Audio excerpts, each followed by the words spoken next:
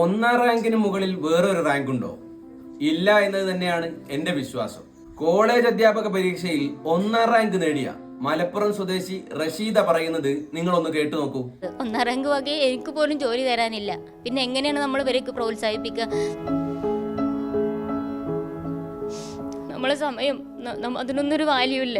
Urdu, Islamic history, sociology, philosophy എന്നീ തസ്തികകളിലേക്ക് PSC പരീക്ഷ നടത്തുകയും അതിലെ ഒന്നാം റാങ്കുകാർക്ക് പോലും ജോലി നൽകാതെ ആ റാങ്ക് ലിസ്റ്റിന്റെ കാലാവധി അവസാനിപ്പിക്കുകയും ചെയ്തു.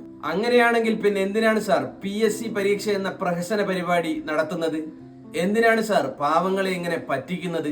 രാജ്യത്ത് ഏറ്റവും കൂടുതൽ നിയമനങ്ങൾ നടത്തുന്നത് കേരള PSC ആണെന്നത് വെറും തള്ളു മാത്രമായിരുന്നോ?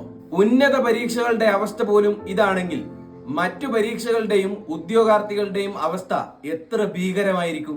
ഇന്ത്യ രാജ്യത്ത് യുവാക്കളുടെ തൊഴിലില്ലായ്മയിൽ ഏറ്റവും മുൻപന്തിയിൽ നിൽക്കുന്ന നമ്മുടെ കേരളത്തിൽ സർക്കാർ മേഖല കൂടി കൈയൊഴിഞ്ഞാൽ അഭ്യസ്ത വിദ്യരായ യുവതി യുവാക്കളുടെ അവസ്ഥ എത്ര ദയനീയമാണെന്നുള്ളത് ആലോചിച്ചു നോക്കൂ.